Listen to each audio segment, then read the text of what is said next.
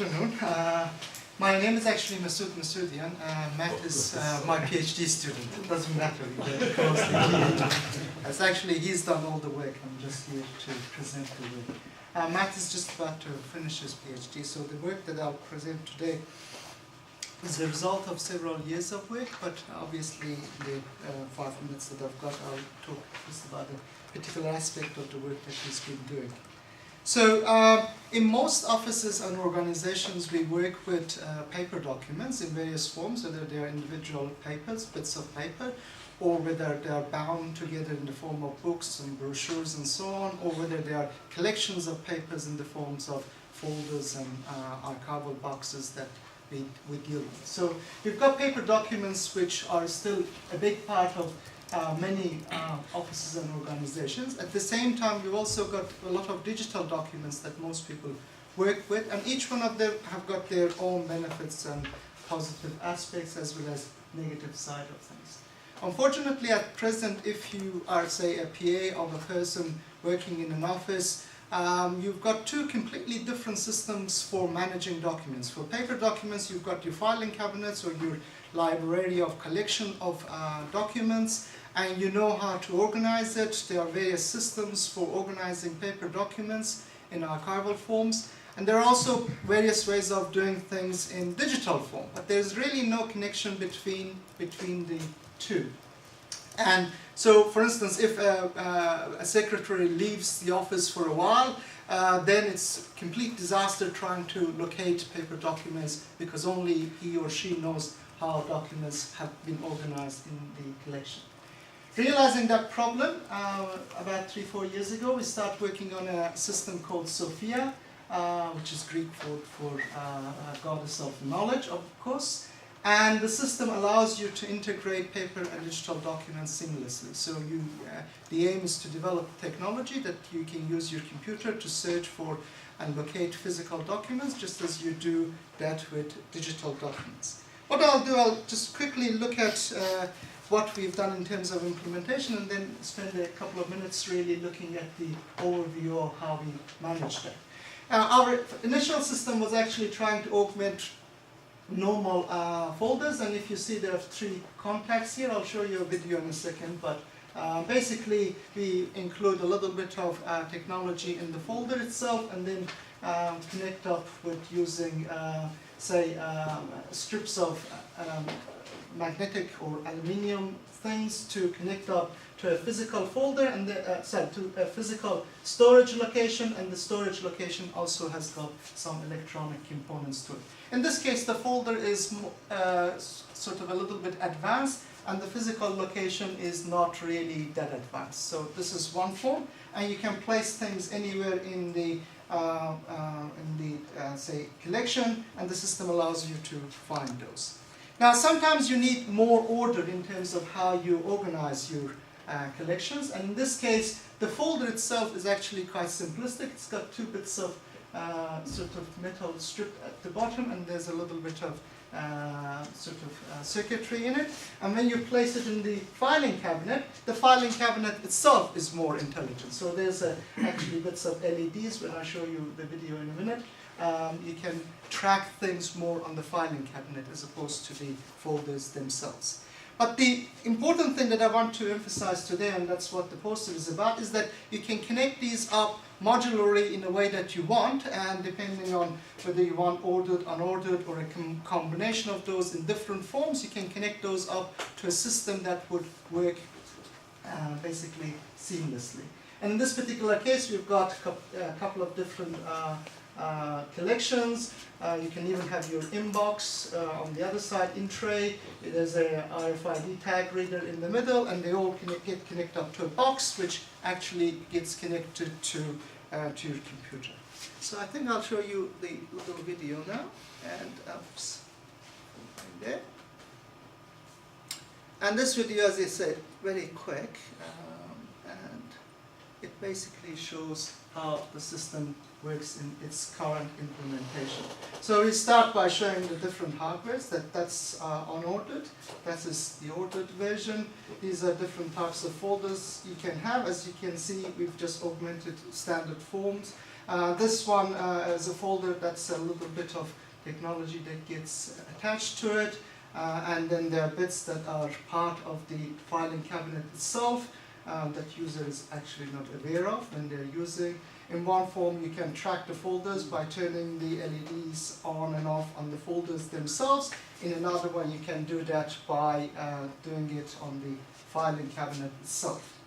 Okay, and they, as I said, the two systems are integrated. You can search for stuff using your computer technology and turns on the either on the folder or the filing cabinet where you are looking for things. You can look at multiple documents, and as I said, they're all connected to one another, and you can search for things as you wish. For putting back things, you can also incorporate RFID tags that allow you to ask the system where this document should go, and it tells you where in the filing cabinet it should go. So that work has already been sort of completed, and we've got various publications which describe the actual work itself. Now, what I want to talk to today about, and what the poster is about, is actually how it is done in terms of the architecture. So in terms of the architecture, we've got separate layers, and they are quite independent of one another. Obviously, they need to interlink and work. But we've got hardware level stuff where we manage collection of documents in the form of what we call containers, and then we've got physical storage locations. And depending on which implementation you have, each one of those can have different electronic components to them. It's the firmware which sits in the physical storage location that detects what kind of technology it is and how it should work, and then it communicates with what we have got called the middleware. So all the events that are happening at the hardware level are controlled by firmware, and the middleware actually is aware of where things are. And then at the client application level, you've got the technology that you can develop at the software level. They connect up to middleware, and they can be used to query the system. So this is the hardware part of the stuff. That's the software part of stuff. And what this allows us to do, you show various forms of hardware that can be combined, but at the same time you can have various forms of software that can be combined. So depending on whether you're working for a design firm or a library or a law office, your application requirements would be different. This is an example of a case where this is a design office and you want to be able to track, say, jobs, individual design jobs that come to the company. And so you might be able to track those by sort of how they move from one designer to another designer.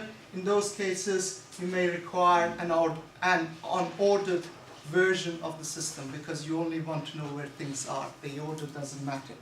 Whereas in the case of a library system, where you want to know actually where the books sit and what sits next to them and so on, and you want to have some order of documents that you have, in this case books, then you might have an ordered version of the system. In terms of the hardware, they are different. In terms of the middleware, they are pretty much the same because you can interact with both at the same sort of level. And in terms of the actual client application that's developed for each one of those, they could be completely different. The way that it works though, the events are managed at that level, how things are added or removed, and at the other end, queries are managed in a different way. So one might ask, where is this particular job? In the other one might ask, where is this particular book? What are the authors of that particular book? What other books that author has written? Where are those books? That's sort of query level differences. If you want to know more about this, we've actually just completed a user study of the whole system, and there are a lot of positive feedback from the users about how the system might be used. Okay. Okay, thank you, Masood.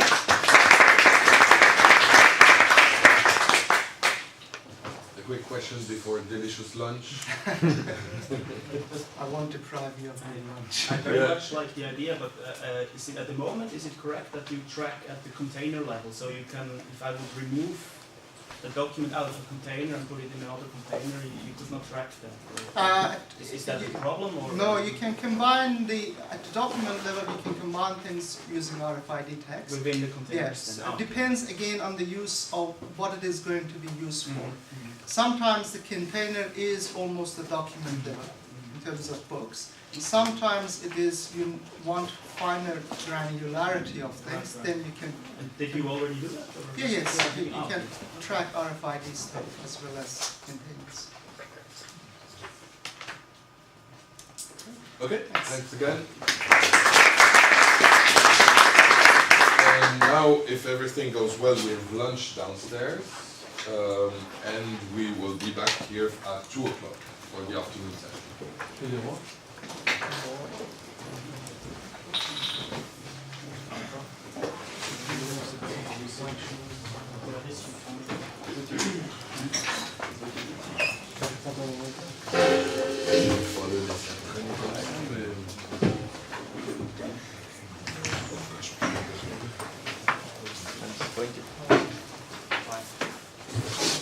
That's treason. That's what? Treason.